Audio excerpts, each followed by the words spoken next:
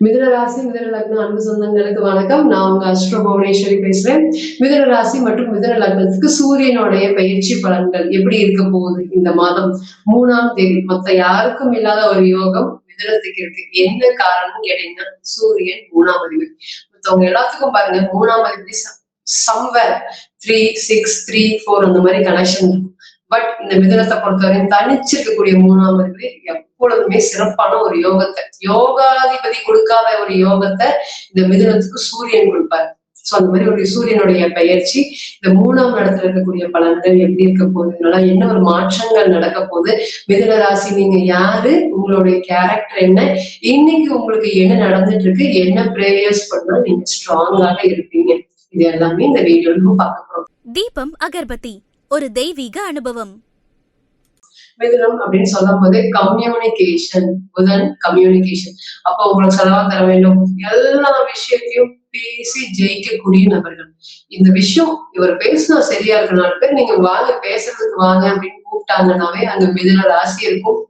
அல்லது மிதுனத்துல நிறைய கிரகம் வந்து தசாபுத்தி நடத்திட்டு இருக்கும். அவங்க மட்டும்தான் வாழ்க்கையில அந்த அளவுக்கு ஒரு ரெஸ்பெக்ட் அப்படிங்கிறத மத்தவங்க இடத்துல இருந்து சீக்கிரம் பெறுவாங்க. சோ அது இவங்க கிட்ட இருக்கக்கூடிய மெயினான விஷயங்கள் என்னன்னு கேட்டீங்கன்னா, எல்லாரையுமே கலகலப்பா வைக்கக்கூடிய நபர்கள் இவங்க. பட் இவங்களுடைய மைண்ட் வந்து ஓடிட்டே இருக்கும். இது பண்ணலாமா, அந்த விஷயம் பண்ணலாமா, இந்த விஷயம் பண்ணலாமா, இதை ஒரு விஷயம் ஆரம்பிப்பாங்க. பட் அதை ஃபுல் ஃபோக்கஸ் பண்ணாம திடீர்னு பாதியில விட்டுட்டு வெளியே வந்துடும். சோ இதனால இது என்ன இம்பாக்ட் கொடுக்கும் அப்படின்னு ஒரு தொழில் ஆரம்பிப்பாங்க. ஆரம்பத்துல யோசிக்காமே ஒரு தொழில் ஆரம்பிச்சிருவாங்க. அது இன்வெஸ்ட்மெண்ட் கரெக்டா பண்றோமா, நம்ம பேசிட்டு இருக்கக்கூடிய நபர் கரெக்டா, நம்ம கரெக்டான இன்வெஸ்ட்மெண்ட் பண்றோமா, பார்ட்னர்ஸ் ரொம்ப கவனமா இருக்காங்களா, இது எல்லாமே யோசிக்காம அவங்க இன்வெஸ்ட்மெண்ட் பண்ணிடுவாங்க. திடீர்னு அதுல விட்டு விலகவும் முடியாம அங்கேயே இருக்கவும் முடியாம நிறைய ப்ராப்ளத்தையும் சந்திக்கக்கூடிய நபர்கள் யாருன்னு கேட்டீங்கன்னா மிதுனம். எஸ்பெஷலி மேரேஜ் லைஃப் சொல்லாம 2 கான்ஃபிளிக்ஸ், புதன் பிளஸ் குரு. சோ இங்க கலகலப்பு, இங்க பொறுமை, இங்க நிதானம். இந்த மாதிரி இவங்க 2 பேருக்கும் ஆன் அண்ட் ஆஃப் அப்படிங்கிறது இருக்கிறதுனால எப்பவுமே மிதுன ராசியை பொறுத்தவரையும் மேரேஜ் லைஃப்ல கொஞ்சம் சில கஷ்டங்கள் அப்படிங்கிறது இயற்கையாவே இருக்கு. டே 1ல இருந்து நான் ஃபேஸ் பண்றேன் மேடம் அப்படின்னு சொல்றாங்க. சோ மிதுனத்தை பொறுத்தவரையும் ரீசெண்ட் டைம்ல ஒரு ஜாதகத்தை பார்த்தோம். பார்க்கும்போது வந்து பாத்தீங்கன்னா அவருடைய ஒய்ஃபோட ஜாதகத்தை பார்க்கும்போது நிறைய வக்ர கிரகங்கள். சார் நீங்க ரொம்ப கஷ்டப்படுறீங்க, இந்த மேரேஜ் லைஃப் உங்களால சர்வே வந்து பண்ணவே முடியாது, பட் சம்ஹவ் நீங்க சர்வே பண்ணிட்டு ஒண்ணுமே பேசல. சோ ஒரு 5 நிமிஷம் அமைதியா உட்காந்துட்டாரு. அதுக்கப்புறம் சொல்றாரு, மேடம் எப்படிதான் நீங்க கண்டுபிடிச்சீங்கன்னு தெரியல, நான் 10 பேர்கிட்ட ஜாதகத்தை கொடுத்திருப்பேன், 10 பேரும் மேரேஜ் லைஃப்ல எந்த ப்ராப்ளம் இல்லைன்னு தான் சொன்னது, பட் என்னை புரிஞ்சுக்கிட்டது நீங்க ஒருத்தர் தான். உங்களோட ஜாதகம் பாருங்க சார், இந்த மாதிரி வக்ர கிரகங்களோட நீங்க சர்வே பண்றதே ரொம்ப கஷ்டம் அப்படின்னு அப்படி சொல்லும் போது, மேடம் எந்த வேலைக்கும் போறது இல்லை, இந்த வீட்டை மட்டும் என் சம்சாரத்தை என்னோட குழந்தைகளை பார்த்து நான் வீட்டோட இருக்கேன், அவங்கதான் நான் உலகம்னு வாழ்ந்துட்டு இருக்கேன், எனக்கு 42 வயசாச்சு மேடம், இனிமேல் ஏதாவது நான் பிசினஸ் பண்ணலாமா, ஃபேமிலி லைஃப் இப்படியே இருக்கு, நான் ஒரு தொழில் பண்ணலாமா, ஒரு பிசினஸ் பண்ணலாமா, இப்படியே சுத்திட்டே இருக்கேனே அப்படிங்கிறதுக்காக தான் வந்த மேடம், நீங்க சொல்லிட்டீங்க அப்படின்னு சொன்னாங்க.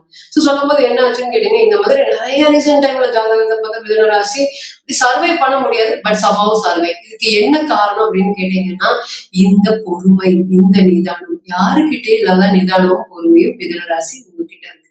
சோ இதனால கடவுளுடைய அனுகிரகம் கண்டிப்பா இருக்கு. நீங்க பாருங்க மிதுன ராசியை பொறுத்தவரையும் ஹார்ட் ஒர்க்கிங் பர்சனாலிட்டிஸ் எல்லாரும் விட்டு விலகி ஓடிட்டாலும் அந்த வேலையை முடிச்சுட்டு டக்குன்னு ஆன் டைம் கிளம்பாம சுத்தி இருக்கிறவங்க எல்லாரையும் யோசிக்கக்கூடிய ராசி. சம்பவம் சில இடத்துல அதாவது தன்னை மீறி ப்ராப்ளம் வந்துருது இந்த மிதுனத்தை பொறுத்தவரை. சோ இனி எப்படி இருக்க போகுது, சோ இதெல்லாமே இந்த ராசியை பொறுத்தவரை இன்னைக்கு ஃபேஸ் பண்ணிட்டு இருக்கக்கூடிய சுச்சுவேஷன்.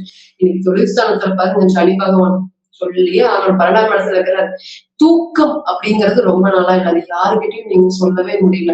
சோ இந்த மாதிரி பிரச்சனையும் இந்த சூரியனுடைய பயிற்சி பலன்களும் எப்படி இருக்கு அப்படிங்கிறத பார்க்க போறோம்.